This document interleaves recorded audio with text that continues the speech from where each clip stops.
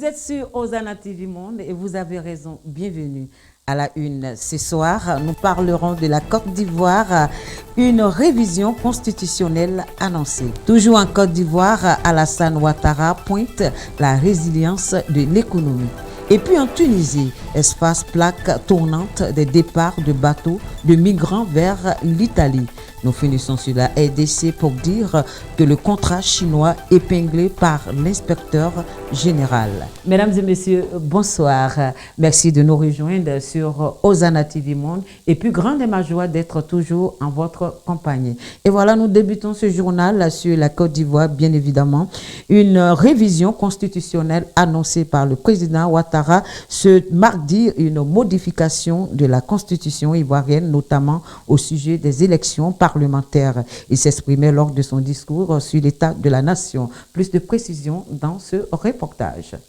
C'est devant les députés et sénateurs réunis en congrès que le président ivoirien Alassane Ouattara a fait cette annonce lors de son discours sur l'état de la nation. Une modification constitutionnelle, n'ayez pas peur.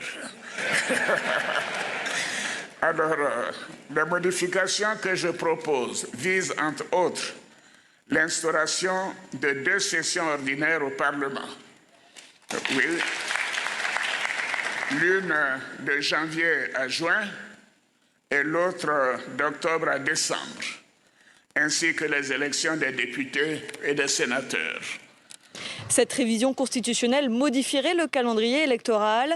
À l'horizon 2030, les députés et les sénateurs seraient élus en même temps, juste après l'élection présidentielle. Du côté de la présidence, on avance la volonté de plus d'efficacité entre les institutions, davantage de cohésion. Ce nouveau calendrier permettrait aussi de rassembler les échéances électorales et ainsi de limiter les crispations politiques qui accompagnent souvent les scrutins ici en Côte d'Ivoire. Toujours en Côte d'Ivoire, Alassane Ouattara pointe résilience de l'économie. Dans son 3e discours sur l'état de la nation prononcé devant les députés et les sénateurs, réunis mardi dernier 25 avril 2023 au Sofitel Abidjan Hôtel Ivoire, le chef de l'État a souligné que face à l'inflation mondiale, le gouvernement ivoirien avait des mesures pour maintenir une tendance haussière. Plus de détails dans ce reportage. En Côte d'Ivoire, devant les députés, le président Alassane Ouattara a prononcé son 3e discours sur l'état de la nation ce mardi à Abidjan. À quelques mois des élections municipales et régionales, l'ancien économiste a pointé la résilience de l'économie ivoirienne face aux crises dues à la difficile conjoncture internationale. L'économie ivoirienne poursuit sa dynamique de croissance. Après un taux de croissance du produit intérieur brut, le PIB, de 2% en 2020, année où pourtant toutes les économies du monde ont plongé du fait de la Covid, la Côte d'Ivoire a su encore maintenir son expansion. Alassane Ouattara s'est également félicité du vaste programme adopté par son gouvernement pour assurer la sécurité alimentaire dans le pays. Conformément à mes engagements, le programme d'accès à l'électricité se poursuit et s'amplifie. Nous avons fait des progrès significatifs et je peux affirmer qu'en 2025, la quasi-totalité de nos villages sera connectée au réseau électrique comme je m'y étais engagé en 2011. Enfin, le chef de l'État ivoirien a annoncé la poursuite de son engagement pour moderniser le pays. Et cela passera par la jeunesse ivoirienne à qui Alassane Ouattara a dédié cette année. Elle bénéficiera ainsi d'actions fortes d'un montant de 361 milliards de francs CFA en 2023. Côte d'Ivoire, à Abidjan, la pyramide réhabilitée. La pyramide, un bâtiment d'architecture emblématique du centre d'Abidjan, a été réhabilitée. On suit ce reportage ensemble.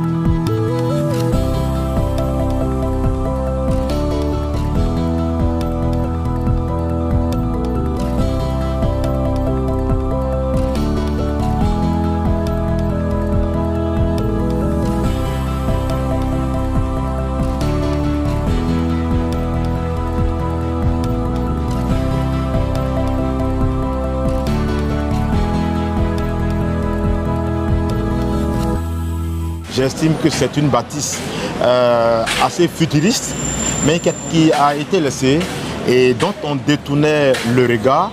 Et faire en sorte qu'on ait un second regard, mais cette fois-ci intéressant, pour interpeller, questionner sur la réhabilitation, moi quand même c'est vraiment intéressant. Et donc voilà, c'est un projet auquel je prends immensément plaisir. Et aussi c'est une façon à moi de pouvoir prendre part à l'écriture de cette histoire qui se passe là maintenant.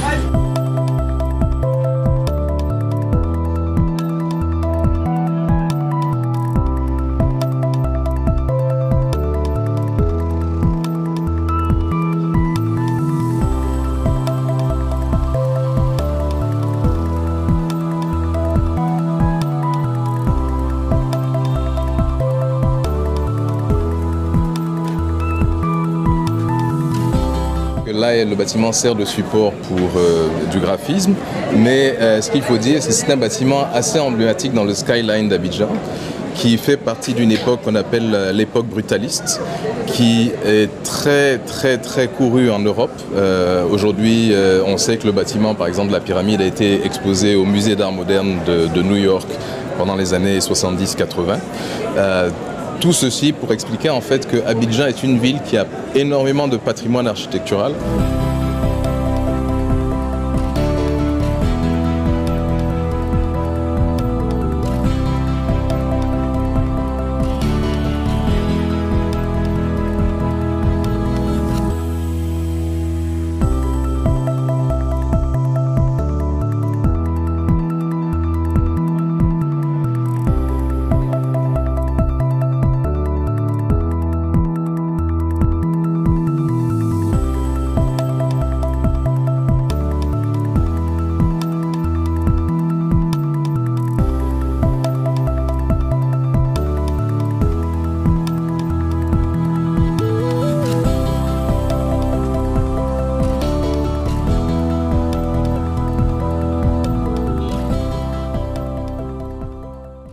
Côte d'Ivoire, Togo, c'est Makero pris dans les filets de la désinformation. Depuis la fin du mois dernier, du mois de mars, sur les réseaux sociaux d'Afrique de l'Ouest, une vidéo montrant la destruction de quantités importantes de Makero parce qu'il serait avarié. Le reste des cargaisons seront selon la publication de la circulation des étals dans le marché. Certaines légendes assurent que la scène a eu lieu au Togo, d'autres en Côte d'Ivoire. Plus de détails dans ce reportage. Un internaute togolais qui nous a transmis ce message. Regardez, il nous demande donc de vérifier une vidéo qu'il a vu circuler sur WhatsApp. Cette vidéo, c'est celle-ci. On y voit, vous voyez, des cargaisons déversées dans une décharge avant d'être détruites par une pelleteuse. Des poissons, nous dit-il, détruits parce que avarié. En tout cas, une partie, puisque le reste de la cargaison serait en circulation sur les marchés togolais. Dixit, l'alerte repérée sur les réseaux sociaux. La vidéo, elle est accompagnée, vous le voyez dans le message, par une note vocale. Cette note vocale qui a circulé donc avec cette alerte émise sur les réseaux sociaux, cette note vocale, c'est celle-ci. Écoutez, la voix se présente comme un expert maritime. Écoutez. Nous ne devons pas consommer. Dites à notre femme. Elles ont l'habitude d'aller au marché. Dites à notre femme, en tout cas, de faire très attention. Durant tout ce mois, et je répète, durant tout ce mois d'avril, il ne faudrait pas que notre femme achète des poissons makero au marché pour la préparation. Alors d'autres légendes vont indiquer que cette vidéo n'a pas été tournée au Togo, mais au port autonome d'Abidjan, en Côte d'Ivoire donc, et des publications qui invitent elles aussi à n'acheter ni consommer des maquereaux, et avec une note vocale qui mentionne Akwedo, donc près d'Abidjan, de quoi créer en tout cas un climat anxiogène et des alertes prises pour en tout cas très au sérieux, et on comprend puisque On sait que le Togo et la Côte d'Ivoire sont deux pays gros consommateurs de poissons. Eh bien, ni l'une ni l'autre, Claire. Et pour le savoir, il a fallu procéder à une recherche d'images inversées. C'est un procédé couramment utilisé pour rechercher l'image, l'origine d'une image. Et je vous en parle souvent ici dans Info Intox. Et nous avons aujourd'hui décidé de vous détailler un petit peu les étapes grâce à cette vidéo réalisée par Alexandre Capron. Lorsque vous avez une vidéo et que vous voulez vous rendre dans un outil comme InVidVerify, vous allez dans Vidéo, puis dans Images clés. Pourquoi ? Parce que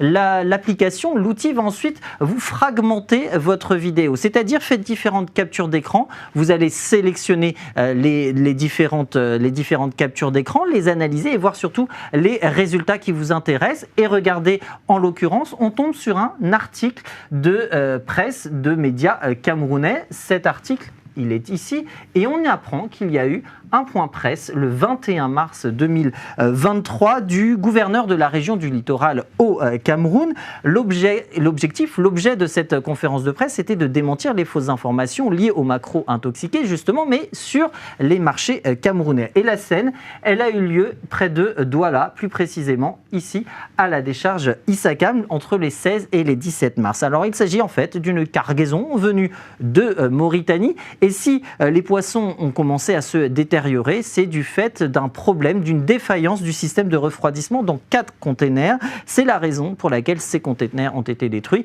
et en aucun cas le reste de la cargaison a été présente sur les marchés. Le ministère de la Pêche camerounais a d'ailleurs dû publier un communiqué de presse sur Facebook le 22 mars pour pouvoir rassurer la population. Pour éviter que leur population ne tombe dans les filets de la désinformation, l'OTR plus précisément, l'Office togolais des recettes, effectivement réagit, annoncé porter plainte pour diffusion de rumeurs. De même, le ministère des Ressources animales a confirmé à France 24 que cette scène n'avait en aucun cas eu lieu à Abidjan et publié un communiqué en ce sens sur les réseaux sociaux. Alors il faut savoir que faire circuler un message sur WhatsApp avec des images décontextualisées et les apposer à une note vocale est un procédé assez utilisé en Afrique de l'Ouest pour diffuser justement des fausses informations et il n'est pas rare que cela a trait à l'alimentation et au domaine de l'alimentation de manière générale et à des produits accusés d'être toxiques.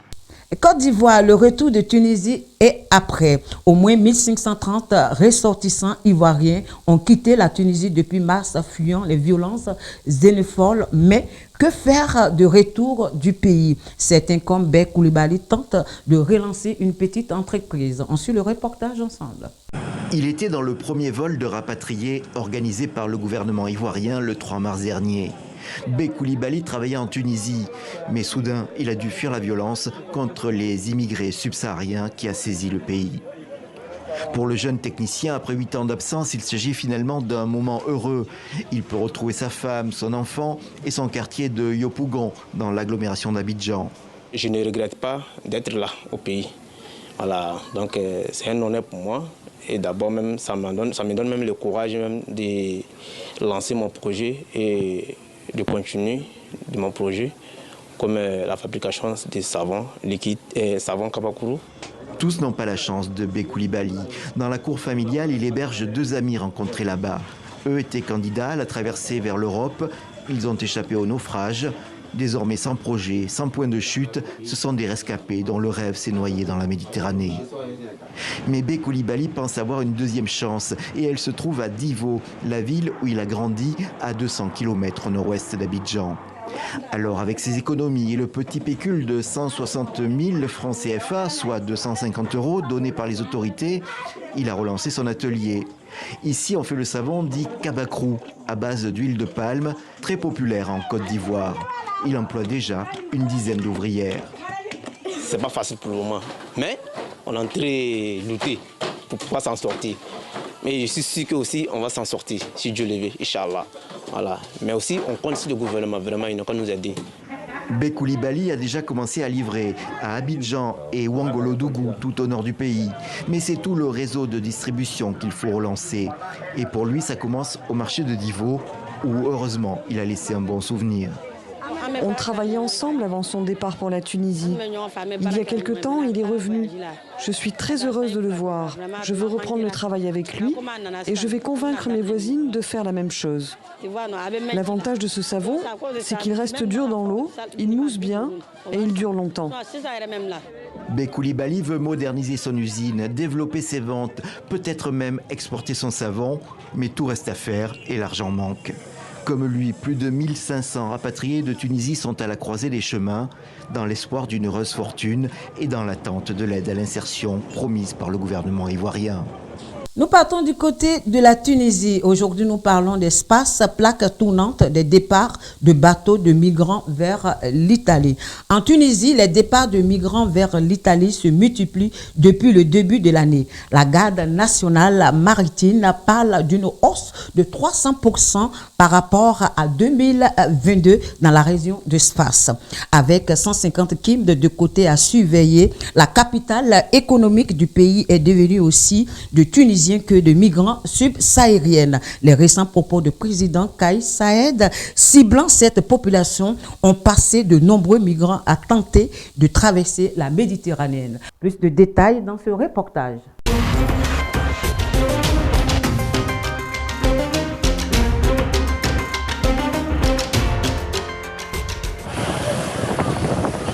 C'est vers 2 h du matin, en pleine mer, que les premiers bateaux de migrants sont repérés par la garde nationale tunisienne. Chaque nuit, la police maritime intercepte entre 5 à 10 embarcations irrégulières comme celle-ci. Les passagers sont déterminés à poursuivre leur traversée vers l'Europe, surtout après les propos polémiques du président Kais Saied sur les migrants subsahariens en février dernier. S'il vous plaît, écoutez-le-nous. Si on se retrouve là-bas, on nous chasse là-bas, il n'y a pas de maison. On n'a pas de travail. On veut quitter ici parce qu'on nous chasse ici. On ne veut plus de nous ici.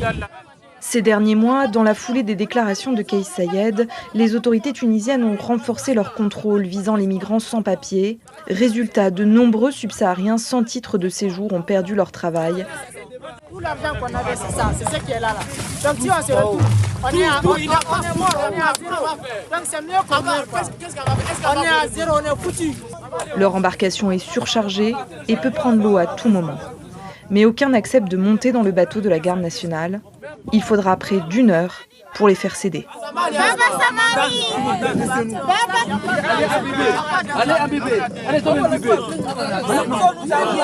À l'aube, nous croisons un autre bateau intercepté, des Tunisiens cette fois.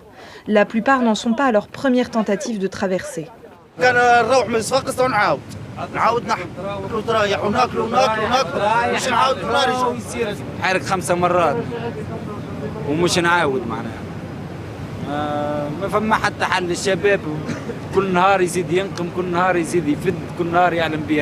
De retour au port de Sfax, les gardes-côtes ramènent plus de 300 migrants avec eux.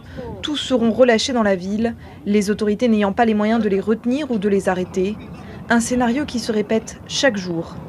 En 2023, rien que les 3 premiers mois de l'année, les gardes-côtes ont intercepté plus de 14 000 migrants, un chiffre 5 fois plus élevé qu'à la même période, 1 an plus tôt. À Tunis, nous retrouvons le porte-parole de la garde nationale. Il nous explique les difficultés croissantes à gérer les réseaux de passeurs. Cela commence déjà à terre, avant la mer. La garde nationale a stoppé de nombreuses traversées clandestines à partir des démantèlements de réseaux dans les maisons où les migrants attendent les départs ou dans les forêts à proximité des côtes. À Sfax, ces réseaux se sont multipliés. Dans cette ville d'industrie et de pêche, la matière première pour construire les bateaux est déjà présente. Les moteurs s'échangent sur le marché noir. Il y a également la problématique du crime organisé entre les pays. Nous avons des migrants qui vont et viennent en Tunisie et connaissent de mieux en mieux les techniques pour organiser les départs. C'est d'ailleurs leur seul objectif. C'est pourquoi ils vont d'ailleurs directement à Sfax ou à Mahdia, où vous avez le plus d'artisans et techniciens dans la fabrication et la maintenance de bateaux. Le tribunal et la garde nationale confirment aussi l'augmentation des organisateurs de traversées subsahariens. Ils planifient les voyages au sein de leur communauté et partent sans capitaine, comme ceux que nous avons vus lors des interceptions en mer. Beaucoup ont appris au contact des passeurs tunisiens ces dernières années et ont créé leur propre réseau, surtout pour ramener la matière première comme le fer pour les bateaux. Et ils savent se procurer les moteurs. Ils connaissent les points de départ sur les plages pour ne pas se faire repérer et partir vers l'Italie. Plus de passeurs, donc plus de traversées et des prix bradés. Actuellement, partir coûte parfois seulement 450 €, soit 2 fois moins que d'habitude, dans des embarcations bricolées et très risquées. Ces dernières semaines, une dizaine de naufrages ont eu lieu, faisant plus d'une centaine de morts et portés disparus. À la morgue de Sfax, les autorités craignent la saturation. Nous sommes sous-équipés, vu le nombre important qui dépasse la capacité hospitalière qui ne dépasse pas les 35 à 40 cadavres. Donc on doit avoir une autre alternative pour mettre ces cadavres dans des conditions de réfrigération bien dans les normes. L'année passée, pendant l'été, le nombre de cadavres en attente a atteint un pic, la centaine. Un scénario que l'hôpital veut à tout prix éviter cette année. La difficulté actuellement majeure, c'est l'inhumation. Parmi donc, les propositions et les solutions, il faut anticiper, il faut préparer des tombes d'avance pour ne pas être débordé en cas de catastrophe collective, en cas de naufrage collectif. Pour les rares rescapés, avoir frôlé la mort ne dissuade pas de retenter une traversée. Lionel, Camerounais, fait une prière pour ses amis morts dans un naufrage fin mars. Il est le seul survivant parmi eux. Il témoigne anonymement car il veut repartir. Étant sur l'eau, on a rencontré plusieurs bateaux. Je sais pas, je crois des bateaux, des pêcheurs en général, je crois italiens, qui ne nous ont pas aidés. Malgré l'état de la mer, ils s'en foutaient pas mal. On a fait naufrage dans la nuit. Et dans la nuit, c'est pas facile de s'en sortir. C'est aussi ça qui a entraîné la mort de plein d'entre nous. Parce qu'il y a l'agitation, il y a la panique, il y a la peur. Lionel a été sauvé par des pêcheurs tunisiens après 15 heures passées dans l'eau. Ces dernières années, les victimes de naufrage sont à 60% des subsahariens contre 20% de Tunisiens, selon les chiffres de la morgue de Sfax. Des drames qui risquent de continuer. L'Italie craint une poussée migratoire vers ses côtes encore plus forte à l'approche de l'été, alors que l'Union européenne alerte sur un possible effondrement de l'économie tunisienne.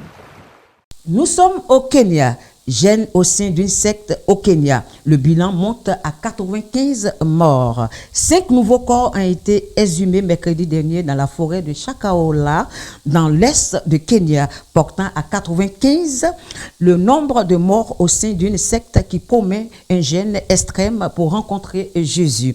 Après avoir annoncé mardi soir une pause dans les recherches de forces communes pour mener des autorités et désengager les moyens, les autorités ont repris les fouilles mercredi matin. On suit le reportage ensemble. Sur plus de 300 hectares, enquêteurs et secouristes poursuivent leurs fouilles macabres et continuent d'exhumer les corps, dont le nombre ne cesse d'augmenter. Rendu sur le lieu du crime, le ministre de l'Intérieur insiste, les responsables du massacre seront traduits en justice. Le gouvernement kenyan mettra tout en œuvre pour s'assurer que M. Mackenzie soit condamné, ainsi que tous ceux qui l'ont aidé à perpétrer ce crime haineux. Alertés sur plusieurs cas de disparition dans la région, les autorités kenyanes lancent les recherches le 14 avril, sans se douter de l'horreur qui les attend. En pleine forêt, elles découvrent des dizaines de fosses communes jonchées de cadavres.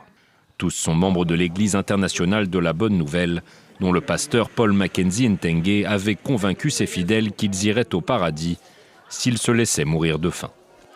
Ils sont venus chercher ma sœur et ils ont aussi pris ses enfants. Nous sommes allés la retrouver pour la ramener à la maison, mais elle s'est enfuie pour retourner là-bas. On se demande quel genre de magie ils ont utilisé. Selon les habitants de la région, la secte, retranchée dans la forêt de Shakahola, disposait même de sa propre milice afin d'éloigner les curieux et d'empêcher les désertions. Il y avait 2 groupes, un qui faisait la sécurité, l'autre composé de gens endoctrinés. On n'avait pas le droit d'y aller. L'endroit était gardé par des hommes avec des machettes. C'était un peu comme une armée.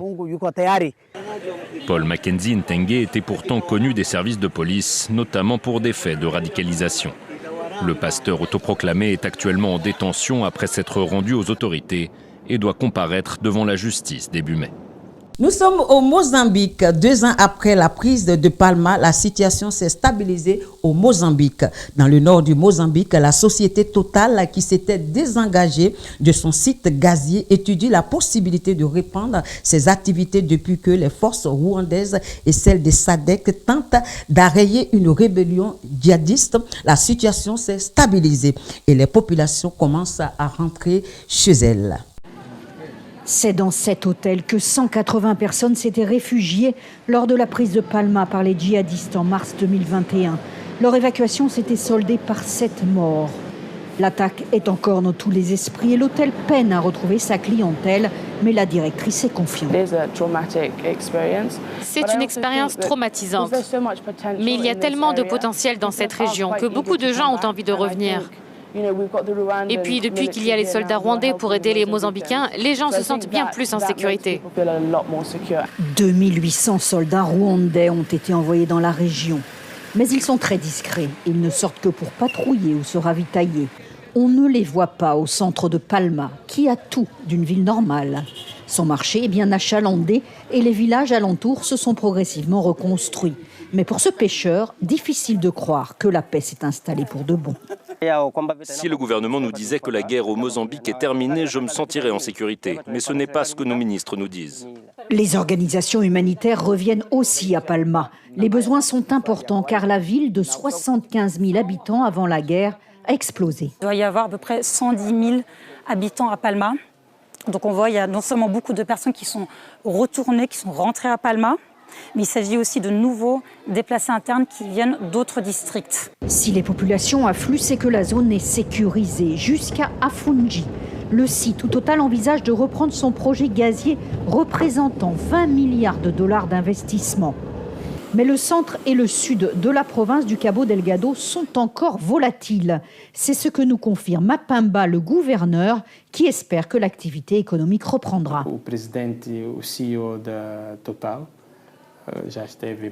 Le PDG de Total est déjà venu ici. Il est venu à Palma, à Mocimboa, dans la province du Cabo Delgado. Sa visite est une étape qui indique que le plan de reprise des activités est en cours. La société Total pourra encore prendre plusieurs mois pour décider d'un éventuel retour dans la région.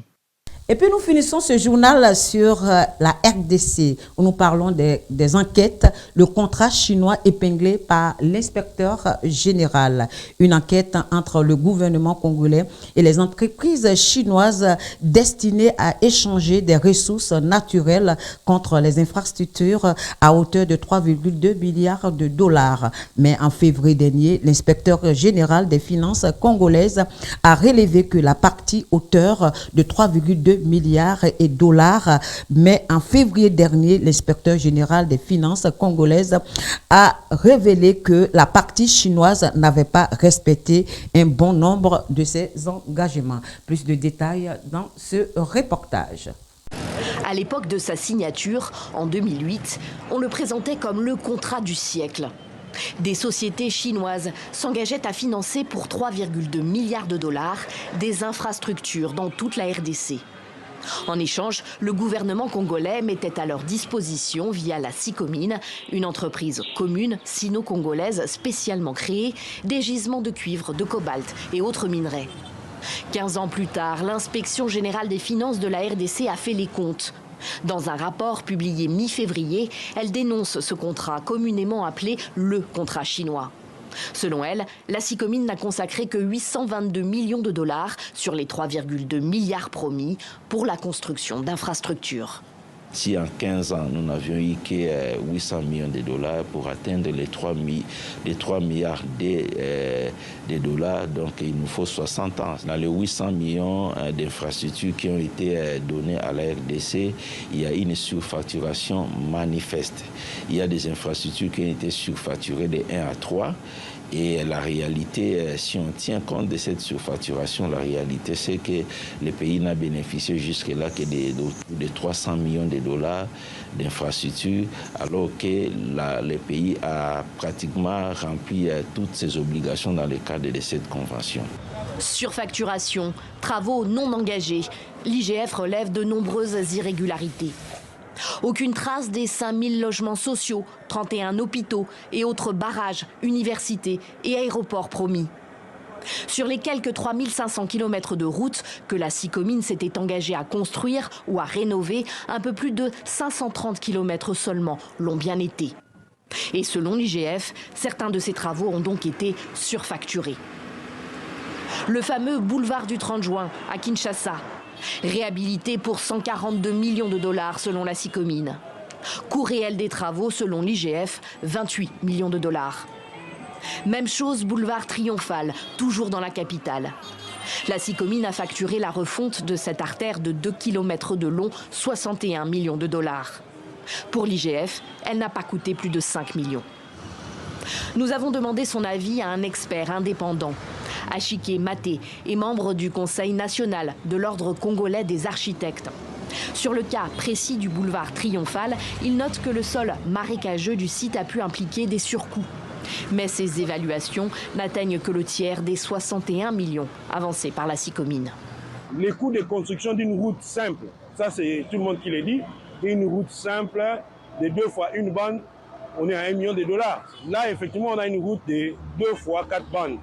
Donc, on peut prendre ces 1 million-là, on les multiplie aussi par 4. Mais ça n'atteindra pas ces coûts-là, même si on tient compte du fait qu'on a fait des remblais profonds parce qu'il fallait stabiliser les sols. Pour 2 km, 60 millions, même aux États-Unis, je ne pense pas qu'ils arriveront à ces chiffres. Achike Maté estime que la Sicomine a surévalué de 50 à 100% le coût de toutes les routes qu'elle a effectivement refaites. Ailleurs, la société a bien construit des infrastructures, mais qui n'étaient pas prévues par l'accord qui la lie au gouvernement congolais.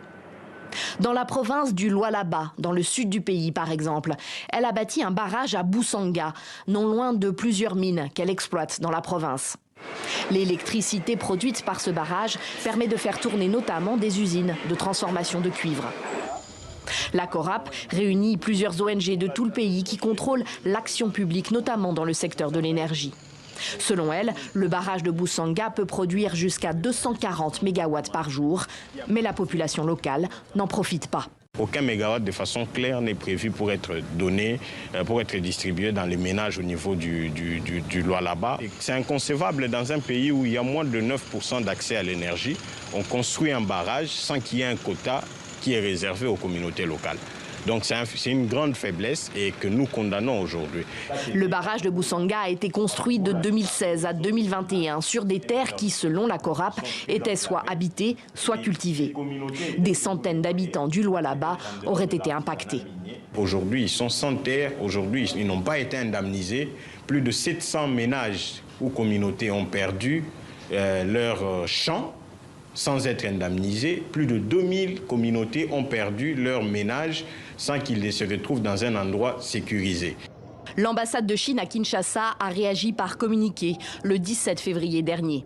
Pour elle, le rapport de l'IGF ne peut pas être considéré comme crédible et n'a pas de valeur constructive. Elle souligne que le contrat chinois constitue un bel exemple du partenariat gagnant-gagnant. De nombreuses réalisations palpables prouvent que la partie congolaise a bénéficié effectivement de cette coopération. Pas un mot cependant sur les suspicions de surfacturation. La Sicomine de son côté n'a pas souhaité s'exprimer. Ici, devant les bureaux de la société à Kinshasa, notre reporter tente une énième fois d'obtenir une interview en vain. Et voilà, c'est fini pour aujourd'hui. Merci d'être connecté sur Hosanna TV Monde. Ce journal a été réalisé par Noé Yapi. Merci et bonsoir chez vous.